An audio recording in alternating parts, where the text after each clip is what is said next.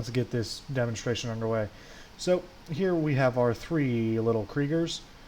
We have John, or I can't point because I'm special ed. Anyway, we have John Krieg, and John Krieg. They are all brothers, and the VAT can't name people well, so they're all named John. Due to lack of people and I have no friends, I will be doing the demonstration by myself. I'll be the OP4, the medic, and the head, or the company medic. So basically a quick explanation. This building is, I tried to point again, this building is where we're going to be defending. This is a defensive line. It's much bigger than this, I promise. One of these guys will become a casualty. One of them will be minor, one of them will be moderate, one of them will be severe. The severe one will be pulled back into here, which is going to, I guess, act as our casualty collection point. When they get here, once they are stabilized, the Narthecium will be used on them, and then they will be back in the fight to show the platoon medic's capabilities as a essentially walking casualty collection point or walking medevac. So let's get started. That's a bolt pistol. That's not going to give me the minor casualty. So this guy, look at that. Minor casualty, he's gone unconscious. His quartermeister comes up to him. Okay, so we are going to, first of all, stop the bleeding. It's always going to be the first thing that we do. Quite simply, and we will pretend he is moved into a little bit more of an advantageous position. Then we are going to wrap his bandaged wounds to make sure that they can't bleed anymore. Now what we're going to do is we are going to be just automatically applying a chest seal without even looking, because he got shot in the chest, and that's just what you do. Now, the medic, if time permits, will listen. Okay, we got breathing on that side. Shallow breathing on both sides. We can also just click inspect chest. This will work as well. However, the stethoscope is a bit more accurate, we'll say. So, okay, now he's had all that done. Well, he's fine. He doesn't need anything else. So we are going to, if I can fucking read, there we go. We're going to use the ammonia inhalant or some smelling salts. Now, he is awake now. You can't really see that because it's an AI and you need to press something to stand up. But he is alive and he is awake, and it's very, very nice. So he's in severe pain though, and you know what? He still may have some lasting injuries. So what we are going to do is prepare to carry. I'm not sure. I'm just testing this part for the first time.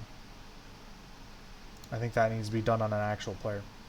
But let's just say we want the medic or the head medic to take another look at him, you know, maybe hook him up to a vitals monitor, make sure there's nothing that is wrong. You can carry them because you can carry people who are unconscious or conscious now, and bam, okay. I am now head medic. I come, I look, okay, I don't see anything super obvious, so what I'm going to do is I'm just going to do some diagnostic stuff. He doesn't really need a blood pressure, but so what we're going to do is we're going to feel his pulse. Okay, we have a strong pulse. That's good. We are then going to place a pulse oximeter on there to see the oxygen levels. Wait 7 to 30 seconds, 7 seconds, 99. Sweet, little fast pulse, but he did just get shot, so that's fine. Now, just to be safe, if we have the resources, we are going to draw up some TXA just to make sure he doesn't have any actual internal bleeding. This is if they are considered not valuable enough to use a Narthecium on. Okay. Now, he's still in pain, he's still hurting, but that's his medic's problem, not mine. He can get Tylenol, he can get ketamine, he can get fentanyl, he can get morphine, any of those fun things. So now our good old friend here, John Krieg, is now stabilized. That was a very short amount of time, and he was actually perfectly ready to get back into the fight right after the ammonia inhalant. That is actually just about as fast, if not faster, than the Narthecium animation itself. So that was our easy casualty, right? Now we're going to go for a little bit more of a moderate one.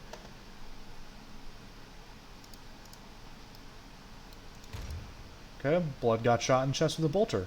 Obviously, not a good day for him. So, he is very fucked up. So this is what we're going to do here is we're going to immediately stop as much bleeding as we can with an ETD. And what we can tell right now from the damage alone is that he has been severely fucked up. He will be getting medevaced. right? So I guess we've accidentally turned him into a severe casualty, but that's fine. It just illustrates my point even better. Okay, cool. So he has this. We're going to apply a chest seal. He has extensive bruising, which means we know he has a hemothorax, but that's fine. Okay, so now we are going to carry. Would like to be able to test assisted carry with another player, but like I said, I have no friends. Besides, there's videos on how it works around there, especially in their Discord. Okay, boom, he's here. Now, this guy is, well, he is a watchmaster, so he is considered high priority. He is a relatively high-ranking member, so we're going to use our Narthesium on him. He's, worth the resources, so he's going to get back up and he's going to get back into the fight. He was stabilized, which means he'll live long enough to survive it.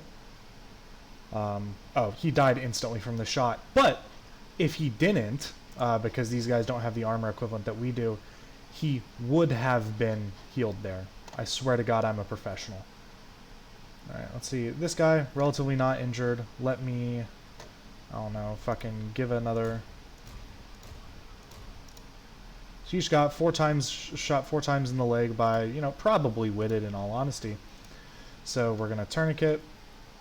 This is an example of a casualty who really, they can heal themselves. They don't need a medic. They just really want one because they're little babies. Well, actually, not anymore because now he needs blood. But if he was caught fast enough or wasn't being shot with such a high caliber weapon, he wouldn't really need it. And this is all with default settings. All these settings can be changed to make it a little bit better. So what we're going to do is we are going to, because he's lost a lot of blood, we're going to go ahead and insert some fast IOs and get those running. Okay, so transfuse our fluids, select the fast IO, 1000 millimeter of blood, add bag. We're connecting the bag. This as well is faster than the normal ace place bag, as well as you get better, more accurate updates to the timing. Another thing that we can do is he has 2 tourniqueted limbs. We are inserting an easy IO. Now we will transfuse fluids into this. Despite having a tourniquet, he is still able to receive these fluids using IOs. What this means is it gives our medics more options to start giving people meds. Or, sorry, not meds, but, well, meds, but also blood. So now he has 2 bags of blood going into him right now. Oh, I think it might be glitched. Okay, cool. It doesn't work, but it's supposed to. Anyway, that's besides the point. Still, we can give it if all limbs are tourniqueted through the chest, and that alone is very useful. This is also a, or the IOs are not an IV medication port. They only work for fluids, which is fine, because IM medications work just as well. So he's going to be getting some blood back very soon, but let's speed it up by inserting some IVs. I'm using 16 gauge IVs, which means they take a little bit longer to put in than the 18 gauges would. However, that's fine. So now we'll put 2 IVs in, just because, hey, more blood, more better.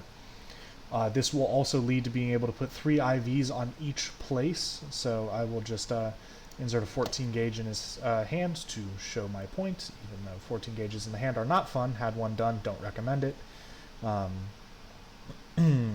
So now we have 3 more fluid bag places. So we can add these 3 bags, and with his limb in his chest, he will be taking 4 liters of blood, which is an excessive amount of blood, but it's going to show that this casualty can be fixed even quicker if needed.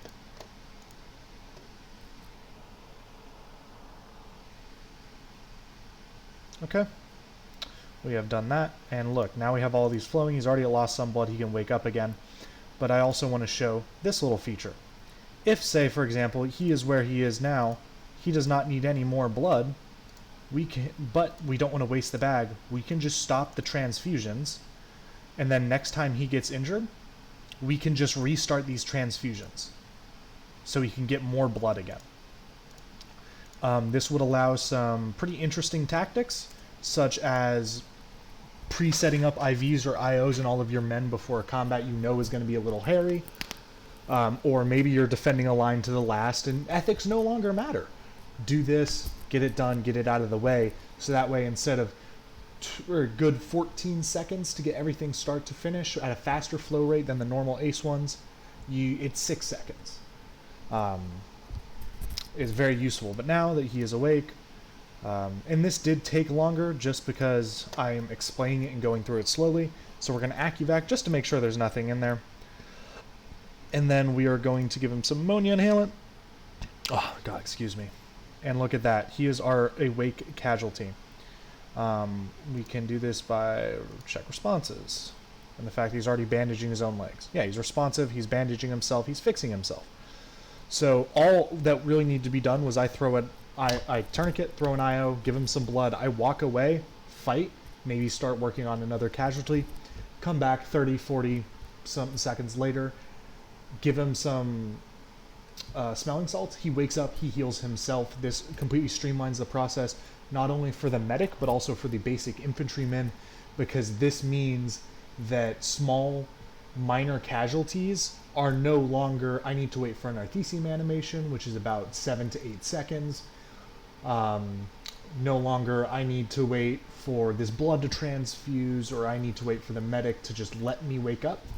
The majority of casualties are going to be an anywhere between 5 to 25 second affair.